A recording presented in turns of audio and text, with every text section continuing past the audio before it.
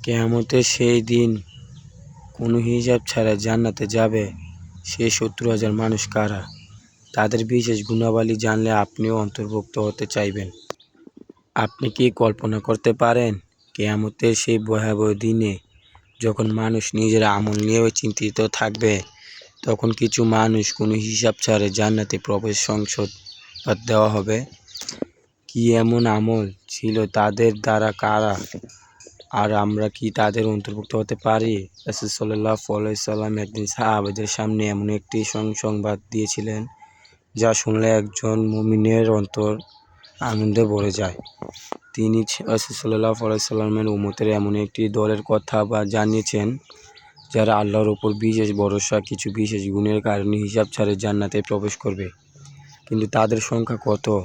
হাদিসে এসেছে ৭০,০০০। তাহলে প্রশ্ন হলো, এই ৭০,০০০ মানুষের বৈশিষ্ট্য কী? তারা কি শুধু আনন্দের নামাজ পড়তে? তাদের কি অনেক সম্পদ ছিল? তারা কি দুনিয়ার সবচেয়ে শক্তিশালী মানুষ ছিলেন? না। রাসূল সাল্লাল্লাহু আলাইহি ওয়াসাল্লাম তাদের এমন কিছু গুণের কথা বলেছেন যেগুলো আমাদের নিজের জীবন নিয়েই চিন্তা করতে বাধ্য করে। তারা ছিলেন এমন মানুষ যারা আল্লাহর ওপর গভীরভাবে ভরসা করতেন। তারা কুসংস্কার ও অযৌক্তিক অশুভ ধারণা থেকে দূরে থাকতেন। তাদের নিজের অন্তরকে আল্লাহর ওপর নির্ভরশীল রাখতেন। তখন সাহাবীরা কি এসব সংবাদ শুনে চুপ করেছিলেন? না। একজন সাহাবী উঠে দাঁড়ালেন। তিনি বললেন, হে আল্লাহর রাসূল সাল্লাল্লাহু আলাইহি ওয়াসাল্লাম, আমাদের জন্য দোয়া করেন যেন আমি তাদের অন্তর্ভুক্ত হই। তিনি ছিলেন উক্কাশ ইবনু মিসহান রাদিয়াল্লাহু আনহু। তখন রাসূল সাল্লাল্লাহু আলাইহি ওয়াসাল্লাম তার জন্য দোয়া করলেন। তুমি তাদের অন্তর্ভুক্ত। কি অসাধারণ একটি মুহূর্ত! একজন সাহাবী সরাসরি রাসূল সাল্লাল্লাহু আলাইহি ওয়াসাল্লামের কাছ থেকে এমন সুসংবাদ পেলেন। কিন্তু ঘটনাটি এখানে শেষ হয়নি।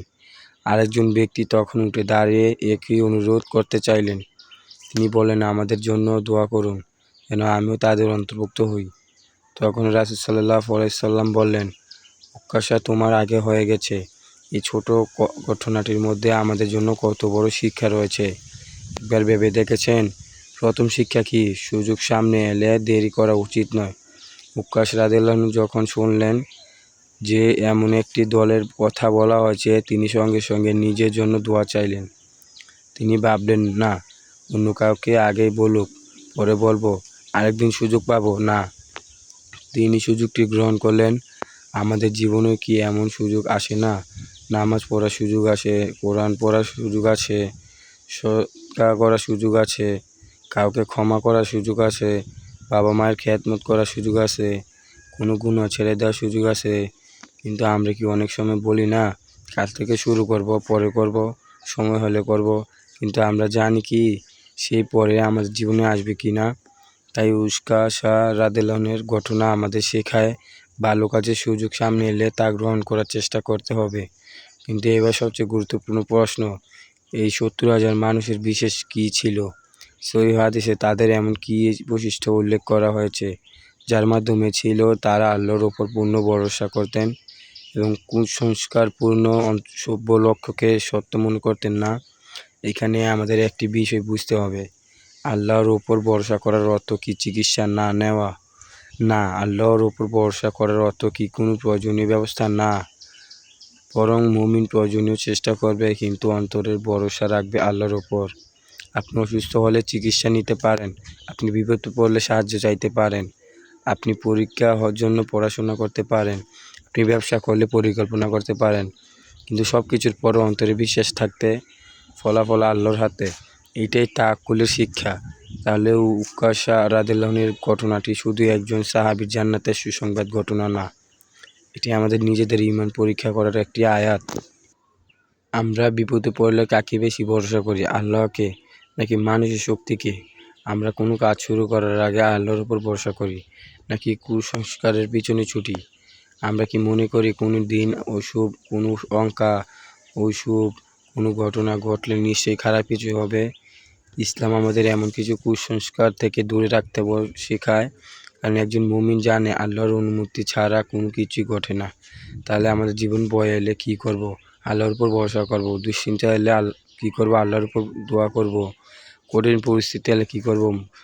সাধ্যমতো চেষ্টা করব এবং ফলাফল আল্লাহর হাতে ছেড়ে দেব। এটাই একজন মুমিনের শক্তি। আরেকটি বিষয় লক্ষ্য করুন, উক্কাশা রাদিয়াল্লাহু আনহু কি নিজের জন্য জান্নাতের সুসংবাদ শুনে অহংকার করেছিলেন? না, বরং সাহাবীদের জন্য আমাদের শেখায় আল্লাহ বিশেষ অনুগ্রহ পাওয়া মানে অহংকার করার কারণ নয়, বরং আরও বেশি কৃতজ্ঞতা হওয়ার কারণ। আমরা যদি কোনো ভালো আমল করার সুযোগ পাই, তাহলে তখন আমাদের কি অহংকার করা উচিত না, বরং বলা উচিত আলহামদুলিল্লাহ, আল্লাহ আমাকে এই কাজ করার সুযোগ দিয়েছেন। কারণ আমরা নিজের শক্তিতে কতটুকু বা করতে পারি। আল্লাহ তৌফিক না দিলে আমরা ভালো কাজ করার ইচ্ছাটুকুও হয়তো পেতাম না।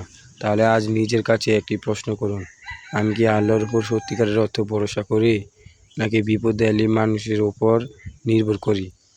আমি কি দোয়া করার পাশাপাশি নিজের দায়িত্ব পালন করি, নাকি শুধু ফলাফল নিয়ে চিন্তা করি?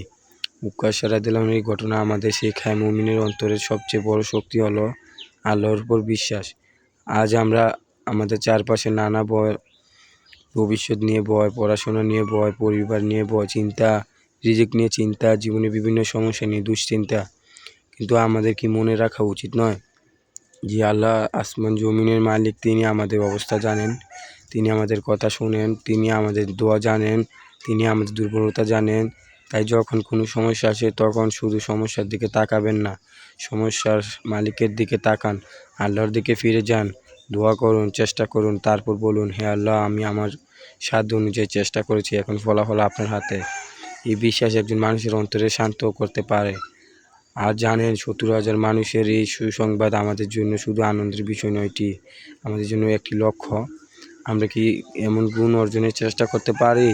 আমরা কি আল্লাহর উপর ভরসা করতে পারি? আমরা কি কুসংস্কার থেকে দূরে থাকতে পারি? আমরা কি নিজেদের অন্তরের মানুষের পরিবর্তিতে আল্লাহর সঙ্গে আরও বেশি যুক্ত হতে পারি? অবশ্যই পারি। আজ থেকে শুরু করা যাক। যখন ভরসা পাবেন, আল্লাহকে স্মরণ করুন। যখন কোনো সিদ্ধান্ত নিতে হবে, আল্লাহর কাছে দোয়া করুন এবং সঠিক উপায় অবলম্বন করুন। যখন কোনো ভালো কাজের সুযোগ আসবে, দেরি না করে চেষ্টা করুন। আর যখন বিপদ আসবে, মনে রাখুন, এই পরিস্থিতি আল্লাহর জ্ঞানের বাইরে নয়। হয়তো আমরা বুঝতে পারছি না কেন এমন হচ্ছে, কিন্তু আল্লাহ জানেন। তাই আল্লাহর ওপর ভরসা রাখুন। উক্কাশা রাদিয়াল্লাহু আনহুর সেই একটি অনুরোধ তাকে কত বড় সুসংবাদ ধ্বংস করে দিয়েছেন। তিনি সুযোগ দেখলেন এবং সঙ্গে সঙ্গে এগিয়ে গেলেন। আমাদের জীবনের প্রতিদিন সুযোগ আসে। হয়তো আজকের এই ভিডিওটি আপনার জন্য একটি সুযোগ, একটি ভালো আমল শুরু করার সুযোগ, একটি গুনাহ ছাড়ার সুযোগ। আল্লাহর উপর ভরসা করুন সুযোগ। তাহলে আজ আমরা কী সিদ্ধান্ত নেব? আমরা আল্লাহর উপর ভরসা করব, কুসংস্কার থেকে দূরে থাকব, ভালো কাজের সুযোগ এলে দেরি করব না, আর জান্নাতের সেই চেষ্টা করতে থাকব। কারণ আমরা জানি আমাদের কোনো চেষ্টা আমল আল্লাহর কাছে সবচেয়ে প্রিয় হবে। হে আল্লাহ, আমাদেরকে আপনার উপর সত্যিকারের তাওয়াক্কুল করার তৌফিক দিন। আমাদের অন্তরকে কুসংস্কার ও ভুল বিশ্বাস থেকে পবিত্র রাখুন। আমাদের ঈমানকে শক্ত করুন, আমাদের নেক আমল তৌফিক দিন, আমাদের ভুলগুটি ক্ষমা করুন, আর আমার রহমতের জান্নাতের অধিকারীদের অন্তর্ভুক্ত করুন। হে আল্লাহ, আমাদের হিসাব সহজ করুন এবং আমাদের উপর রহমত দান করুন। প্রিয় দর্শক, আজকের এই ঘটনা থেকে আমরা একটি বিষয় নিয়ে রাখতে পারি, আল্লাহর ওপর ভরসা করা, ভালো কাজের সুযোগ গ্রহণ করা এবং কুসংস্কার থেকে দূরে থাকা একজন মুমিনের জীবনে গুরুত্বপূর্ণ গুণ। উক্কাশা রাদিয়াল্লাহু আনহু সুযোগ পেয়েছিলেন, তার তিনি দেরি করেননি। আমাদের জীবনের প্রতিদিন ভালো কাজের সুযোগ আছে, তাই ভালো কাজের জন্য আগামীকালের অপেক্ষা না করে আজ থেকেই শুরু করি। হে আল্লাহ, আমাদের ঈমানকে মজবুত করুন, আপনার উপর পূর্ণ ভরসা করার তৌফিক দিন, আমাদের গুনাহ ক্ষমা করুন এবং রহমতে আমাদের জান্নাত নসিব করুন। আমিন ইয়া রাব্বিল আলামিন। ভিডিওটি উপকারী মনে হলে লাইক, শেয়ার করতে পারেন। এমন আরও ইসলামিক ঘটনা পেতে চ্যানেলটি সাবস্ক্রাইব করে পাশে থাকুন।